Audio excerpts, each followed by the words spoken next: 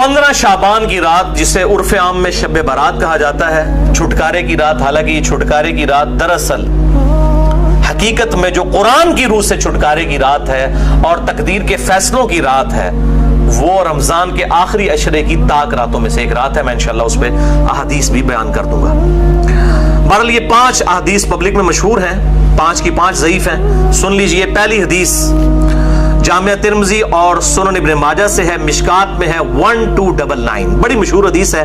अम्मा आयशा रज़ियल्लाहु ताला अन्हा कहती हैं, आप सल्लल्लाहु अलैहि वसल्लम को मैंने एक रात बिस्तर पे नहीं पाया, तो मैं आपको ढूंढते हुए निकली, तो आप सल्लल्लाहु अलैहि वसल्लम बकी गरकत तशरीफ ले गए थे, बकी कब्रिस्तान में, और आप सल्लल्लाहु अलैहि वसल्लम ने वहाँ पर यानी दुआ फरमाई।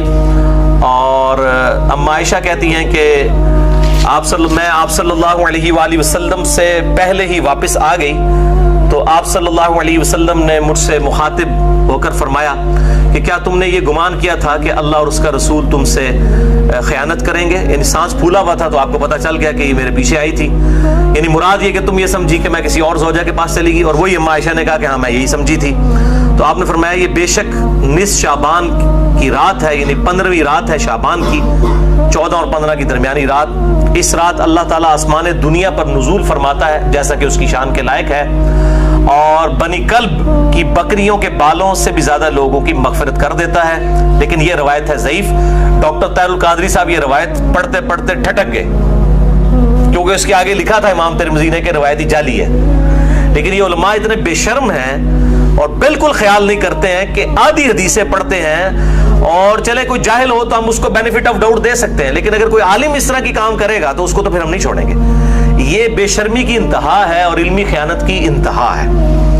ठटक गए। आगे के अल्फाज है, इमाम तिर्मिज़ी कहते हैं कि ये रवायत मुनक़ते है, सबसे शदीद जरा है कि रावियों की मुलाकात ही नहीं आपस में। और वो कहते हैं इसमें जो तबा ताबी है याह्या बिन कसीर, उसकी मुलाकात ताबी उर्वा से साबित नहीं, जो सईदा आयशा के भांजे थे, और जो तबा ताबी है हज्जाज, उसकी मुलाकात याह्या बिन कसीर से समा साबित नहीं है। और फिर साथ इमाम तिर्मिज़ी ने लिखा कि मैंने अपने उस्ताद इमाम बुखारी रहमहुल्लाह ताला, जिन्होंने सही बुखारी लिखी है, उनसे जब इस हदीस के बारे में पूछा तो उन्होंने भी कहा यह हदीस सही नहीं है, यह हदीस ज़ईफ है, और ये सारे सुकम उन्होंने बताए। अलबत्ता एक हदीस है सही मुस्लिम में 2256, जिसमें रात का तो जिक्र नहीं कि ये कौन सी थी, बहरहाल ये अल्फाज मौजूद है सही मुस्लिम 2256 कि आप सल्लल्लाहु अलैहि वसल्लम एक दफा रात को उठ के कब्रिस्तान बकी गरकत चले गए। 3 दफा यूं हाथ उठाकर आपने दुआ की, बड़ी लंबी दुआ की। अम्मा आयशा भी पीछे पहुंची, और फिर बाद में पहले ही वो आगे अपने बिस्तरे पे सांस फूला हुआ था, आपने फरमाया कि तू मेरे पीछे आई थी, तूने क्या समझा अल्लाह और उसका रसूल खयानत करेंगे? सेम वही अल्फाज है। फिर आपने फरमाया कि जब तुम सोई हुई थी, लेटी हुई थी, मैंने गुमान किया कि तुम सो गई हो, मेरे पास जिब्राइल आए थे, उन्होंने मुझे अल्लाह का पैगाम दिया कि जाकर बकी गरकत में जो दफन है मुसलमान, उनके लिए दुआए मगफिरत करें। तो मैं उनकी दुआए मगफिरत के लिए बकी गरकत कब्रिस्तान में है, और 3 दफा हाथ उठा के दुआ की। इससे यह भी बात पता चली कि बाज जो सलफी उलमा का ये मौकिफ है कि कब्र के सामने हाथ उठा के दुआ नहीं कर सकते, वो बिल्कुल बातिल है। कब्र के सामने हाथ उठा के दुआ कर सकते हैं, और उसमें यह नहीं है कि वो कब्र वाले से मांग रहे हैं, वो आप अल्लाह ही से मांग रहे हैं। नबी सल्लल्लाहु अलैहि वसल्लम ने बकी गरकत कब्रिस्तान में 3 दफा हाथ उठा के दुआ की, सही मुस्लिम 2256। बल्कि अल मुस्तदरक लिल हाकिम में मौजूद है कि तुम्हारा रब हया फरमाता है उस शख्स से जो हाथ उठा के दुआ करे कि उसे महरूम लुटाए। हाथ उठा के दुआ करना ये अफजल अमल है, और आप हर दुआ के लिए, इवन नमाज के बाद भी, आप इज्तिमाई दुआ की बात नहीं कर रहा, अलग से जो आप दुआ हाथ उठा के करें तो ज्यादा बेहतर है। ना भी उठाएं तब भी ठीक है। हम टॉयलेट में जाते वक्त हाथ उठा के दुआ करने तो नहीं जाते, करके जाते, या बिस्मिल्लाह जो हम पढ़ते हैं खाने से पहले हाथ उठा के तो नहीं। दोनों तरीके से बेहतर है कि आप हाथ उठा के करें, उससे बगैर भी बिल्कुल साबित है। देख ले, मैं साथ कितने छोटे छोटे मसाइल बता देता हूँ। और यही जो मुस्लिम की हदीस है 2256, इसी में वो दुआ है, अस्सलामु अलैकुम अहलद दियार मिनल मुमिनीन वल मुस्लिमीन व इन्ना इंशाअल्लाहु बिकुम ललाहिकून नसअलुल्लाह लना व लकुमुल आफिया। जो कब्रिस्तान जाने की दुआ है कि ए इस कब्रिस्तान के रहने वाले मुसलमान मर्दो औरत, मोमिनीन मर्दो औरत, हम तुम पर सलामती भेजते हैं, और हम तुमसे अल्लाह के हुजूर जो है वो आफियत का सवाल करते हैं। बेशक हम भी मर के तुम्हारे पास आने वाले हैं, अपने लिए भी और तुम्हारे लिए भी अल्लाह के हुजूर हम आफियत का सवाल करते हैं। دوسری حدیث شعب الایمان امام بیہقی کی کتاب میں ہے 1305، مشکات کے اندر اس کا نمبر ہے، اور یہ ویسے پرائمری کتاب ہے امام بیہقی کی شعب الایمان۔ ام عائشہ کہتی ہیں کہ 15 شعبان کی رات تھی، اس کے بارے میں آپ صلی اللہ علیہ وآلہ وسلم نے فرمایا کہ 15ویں رات کو اس سال پیدا ہونے والے اور اس سال فوت ہونے والوں کے نام لکھ دیے جاتے ہیں، اسی رات اعمال اوپر چڑھتے ہیں اور لوگوں کا رزق بھی لکھ دیا جاتا ہے۔ یہ سارے فضائل قرآن کے اندر سورہ القدر سورت نمبر 97 میں تقدیر کے فیصلے کی رات اور سورہ الدخان کے اندر شب قدر کے بارے میں آئے ہیں۔ اور میرا اصول یہ ہے کہ اگر کوئی حدیث جس کو محدثین بھی ضعیف کہہ رہے ہوں اور وہ قرآن سے بھی ٹکرا رہی ہو تو اس کو ریجیکٹ کرنا بالکل آسان کام ہے۔ اس حوالے سے وہ حدیث بھی میں انشاءاللہ بعد میں بتا دیتا ہوں۔ تو یہ روایت بھی منقطع ہے، اس میں ابن حارث جو تابعی ہے اس کی سیدہ عائشہ سے کوئی ملاقات ثابت نہیں ہے، یہ منقطع روایت ہے۔ اور دوسرے طریق میں ابن کثیر العبدی ضعیف راوی ہے۔ البتہ جو شعبان میں اعمال اللہ کے حضور چڑھائے جاتے ہیں وہ حدیث ٹھیک ہے، سنن نسائی 2359 جو ہم آلریڈی ڈسکس کر چکے ہیں۔ تیسری حدیث سنن ابن ماجہ سے ہے 1306، مشکات کے اندر اس کا نمبر ہے، اور اس حدیث کو وہ ضعیف جمع ضعیف برابر ہے حسن کا فارمولہ لگا کے شیخ البانی نے صحیح کہا ہوا ہے۔ اور اس میں مجھے ایک لطیفہ بھی ضمناً یاد آ گیا، آج سے کئی سال پہلے اسلام آباد میں ایک اہل حدیث عالم جو ہے وہ بریلویوں پہ گرج رہے تھے، یہ بدعت ہے اس رات میں عبادت کرنا، کوئی ثابت نہیں، کوئی حدیث نہیں۔ تو میں نے ان کو ایک چٹ لکھ کے بھیجی کہ آپ کے جو روحانی ابا جان ہے محدث اعظم سعودیہ شیخ ناصرالدین البانی، انہوں نے تو یہ سنن ابن ماجہ کی روایت کو جو مشکات میں 1306 ہے اس کو تو صحیح کہا ہوا ہے، تو مہربانی کر کے یہ جتنا غصہ ہے یہ البانی پہ بھی نکالیں آپ۔ تو اگر آپ کہتے ہیں اس کی اجتہادی غلطی ہے تو ان بیچاروں کو بھی اجتہادی غلطی کہہ کے چھوڑ دیں، یعنی آپ نے دوگلی پالیسی کیوں رکھی ہے؟ یا کم از کم پبلک کو بتائیں تو صحیح۔ لے جی بے شرمی کی انتہا، اس بندے نے چٹ بھی پڑھی ہے لیکن بیان نہیں کیا۔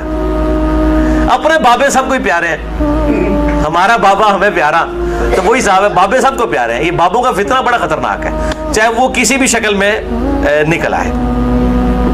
تو یہ مجھے ضمناً بات یاد آ گئی اسی حدیث کے حوالے سے۔ ابو موسیٰ اشعری رضی اللہ تعالیٰ عنہ کہتے ہیں کہ نبی صلی اللہ علیہ وسلم نے فرمایا، بے شک اللہ تعالیٰ شعبان کی 15ویں رات اپنے بندوں پر خصوصی توجہ فرماتا ہے اور تمام مخلوق کو بخش دیتا ہے سوائے نمبر 1 مشرک کے اور نمبر 2 کینہ رکھنے والے کے۔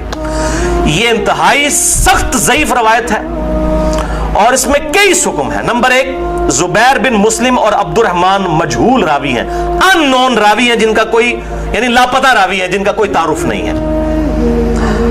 دوسرا ابن لہیہ اور ولید بن مسلم، یہ دونوں مدلس ہیں اور عام سے روایت کر رہے ہیں اور سما کی تصریح کوئی نہیں ہے۔ اور شیخ زبیر صاحب نے مشکات 1306 کے فٹ نوٹ پہ لکھا کہ اس کی جو سند ہے یہ ظلمات میں ڈوبی ہوئی ہے، یعنی کسی صورت ہی حسن درجے تک نہیں پہنچتی ہے، یہ تو ضعیف میں بھی سخت ترین ضعیف روایت ہے۔ اور اس میں پھر اب وہ 11,000 وولٹ والی روایت یہاں پہ بیان کر دوں جو کہتے ہیں ہم صحیح اور ضعیف کا فرق نہیں کرتے، اور میری مجبوری ہے، اس کے بغیر یہ دماغ میں ڈرل نہیں ہوتا یہ روایت میں بیان نہ کروں تو۔ مشکات میں ہے 4902 مسند احمد اور امام بخاری کی الادب المفرد کے حوالے سے۔ امام بخاری کی بھی ساری حدیثیں صحیح نہیں ہیں، صرف صحیح بخاری کی روایتیں صحیح ہیں، الادب المفرد میں یہ ضعیف روایت ہے۔ اور اگر ہم ڈاکٹر طارق قاضی صاحب کہتے ہیں ہم امام حنیفہ کے مقلد ہیں، آپ بخاری کے مقلد ہیں، اگر ہم بخاری کے مقلد ہو تو اس روایت کو صحیح مانیں۔ مشکات میں 4902 ہے کہ جو شخص اپنے جہلی نسب پر فخر کرے تو اس کو پھر تم کہو کہ تم اپنے جہلی نسب پہ فخر کرتے ہو، اسے کہو کہ اپنے باپ کی شرمگاہ کاٹ کے اپنے منہ میں رکھ لیں، نعوذ باللہ من ذالک۔ اور یہ بات اس سے کنایے سے نہ کرو، ڈائریکٹ کرو۔ اتنی بےہودہ بات آپ صلی اللہ علیہ وسلم کبھی کہہ سکتے ہیں؟ وَإِنَّكَ لَعَلَىٰ خُلُقٍ عَظِيمٍ، اخلاق کے بلند ترین درجے پہ فائز۔ اور بخاری اور مسلم کی حدیث کہ آپ صلی اللہ علیہ وآلہ وسلم میں کنواری لڑکیوں سے زیادہ شرم و حیا تھی، وہ اس قسم کی بات کر سکتے تھے؟ اس میں بھی یہی حکم ہے، اس میں حسن بصری مدلس ہیں اور ان سے روایت کر رہے ہیں، اور صحیح مسلم کے مقدمے میں موجود ہے کہ مدلس کی ان والی روایت سما کی تصریح کے بغیر ضعیف ہوگی۔ مسئلہ نمبر 36 میرا سن لیں، ضعیف الاسناد اور من گھڑت احادیث کے فتنے کا تحقیقی جائزہ، جسے شوق ہو تو یہ میں نے الزامی جواب پھکی کے طور پہ یہ اینٹی وینم دیا تھا، یہ والی روایت۔ چوتھی حدیث مسند احمد سے ہے، مشکات میں ہے 1307، عبد عبداللہ ابن عمر بن عاص، سیم الفاظ ہیں وہی کہ 15ویں رات کو سب کی مغفرت ہو جاتی ہے، لیکن اس میں الفاظ ہیں سوائے خودکشی کرنے والے کے اور کینہ رکھنے والے کے. لیکن اس میں ابن لہیہ جو ہیں وہ مدلس، اس میں تو نہیں ہے، ویسے وہ مدلس راوی ہیں، لیکن اس میں ان کی یہ روایت اختلاط کے بعد کی ہے، یعنی جب ان کا حافظہ بگڑ گیا تھا. یہ امام حاکم نے المستدرک الحاکم میں کئی روایتوں کو بخاری مسلم کی شرط پہ صحیح کہا ہے، اور بات بھی صحیح ہے کہ بخاری اور مسلم کے راویوں سے وہ حدیثیں ہیں، لیکن ان میں کئی راوی ایسے ہیں، کئی صحابہ بھی ایسے ہیں کہ وفات سے پہلے وہ اپنی حدیثوں کو مکس کر جاتے تھے، حافظہ کمزور پڑ گیا. تو اگر راوی ثقہ ہو، بعد میں اس کا حافظہ بگڑ جائے، تو اس کے حافظہ بگڑنے سے پہلی والی روایتیں جو ہوں گی وہ صحیح ہوں گی، بعد والی ضعیف ہوں گی. یہ بعد والی ہے کیوں؟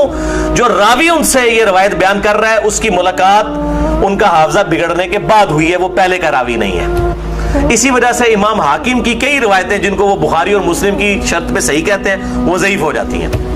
یہ میں آپ کو ٹیکنیکل پوائنٹ بتا رہا ہوں. وہ حضرت آدم کی توبہ قبول ہونے والا جو واقعہ ہے نبی صلی اللہ علیہ وآلہ وسلم کے وسیلے سے، مسئلہ نمبر 43 میں بھی میں نے بتایا ہے، وہ روایت جو ہے وہ امام حاکم نے تو بخاری مسلم کی شرط پہ صحیح کہا ہے، لیکن وہ روایت تو ضعیف ہے اور سخت ضعیف روایت ہے. تو یہ چیزیں خیال رکھی جائیں. اور یہاں پہ میں ایک ضمناً اور بات بھی عرض کر دوں کہ یہ اہل تشیع کے ہاں بھی شعبانیہ منایا جاتا ہے 15 شعبان کی رات کو. وہ شب برات نہیں منا رہے ہوتے ہیں، وہ امام محمد بن حسن عسکری کا یوم ولادت مناتے ہیں. ان کے ہاں بھی یہ کانسیپٹ نہیں ہے شب برات والا، لیکن وہ ہمارے بریلوی بھائی خوش ہو رہے ہوتے ہیں کہ انہوں نے بھی لائٹنگ کی ہوئی، ہم نے بھی کی ہے، تے سنی شیعہ دا اجماع بنا لیندے نے. دیکھو اجماع کوئی نہیں ہے، وہ اپنے چکر چ ہوندے ہیں، تسی اپنے چکر چ ہوندے ہو. ٹھیک ہے، تے اسی اپنے چکر چ اسی اپنی آخرت دی فکر چ. تو وہ امام محمد بن حسن عسکری کا یوم ولادت. 5ویں حدیث سنن ابن ماجہ سے ہے، مشکات میں 1308.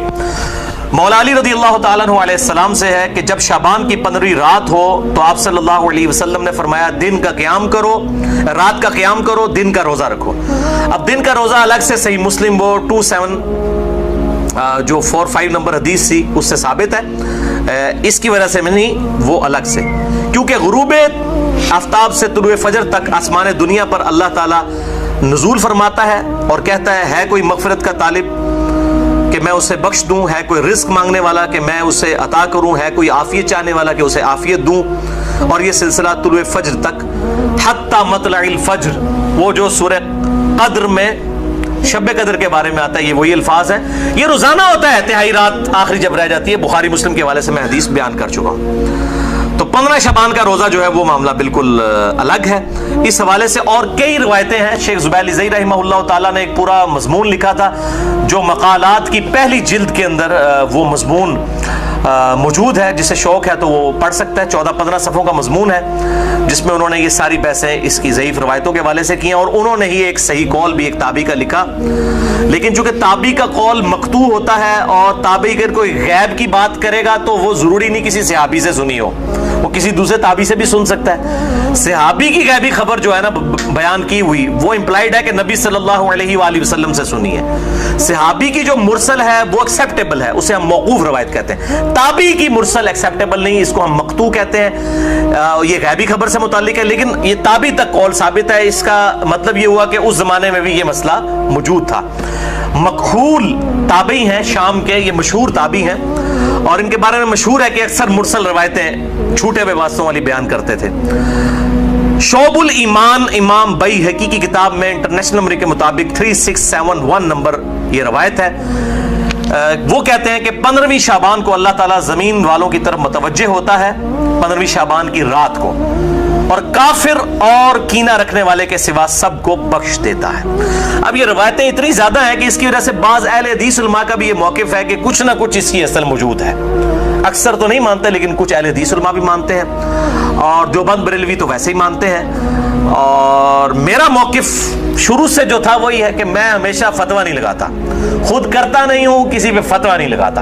میرا مسئلہ نمبر 44 پرانا بھی سن لیں اور اب یہ نیا بھی آج ریکارڈ ہو رہا ہے. میرا موقف وہی تھا 5 سال پہلے بھی، اور باقی میں خود کیوں نہیں کرتا، جب تک کوئی چیز اتھینٹیکیٹ نہ ہو جائے تو نہیں کرنی چاہیے. یہ اکثر کہتے ہیں نیکی کا کام ہے، خیر ہے کرنے دو جی. لوگ سال کے بعد اگر کوئی نکلی ہے عبادت کے لیے، تو میرے بھائی سال کے بعد لوگ عید کی نماز کے لیے نکلتے ہیں، تو آپ عید کی اذان کیوں نہیں دیتے ہیں لوگوں کو بلانے کے لیے؟ نہیں جی ثابت نہیں ہے. تو کیا ثابت نہ ہوئی تو کیا ہوا, گناہ کا کام تو نہیں ہے, دے دیا کرے اذان. سال بعد لوگوں نے عید پڑھنے کے لیے نکلنا ہوتا ہے, پکیجے الزامی جواب, اینٹی وینم, لاجیکل آنسر. تو کہیں گے نہیں جی ثابت نہیں. بھئی آپ کا تو فارمولہ تھا, ثابت ہو یا نہ ہو, نیکی کا کام ہے تو کر لیں. تو عید کی اذان دے دیں, جنازے کی اذان دے دیں, کیوں نہیں دیتے؟ کہتے ہیں نبی صلی اللہ علیہ وآلہ وسلم سے ثابت نہیں. ہم بھی یہی کہہ رہے ہیں. اور پھر اس حدیث کو بھی یاد کر لیں جو صحیح مسلم میں 2684 اور مشکات میں 2052 ہے کہ آپ صلی اللہ علیہ وآلہ وسلم نے جمعے کے دن کو اور جمعے کی رات یعنی شب جمعہ کو قیام کے لیے مخصوص کر لینا, یعنی میں نے صرف یہ اسی میں ہی قیام کرنا ہے, اس سے منع فرمایا ہے.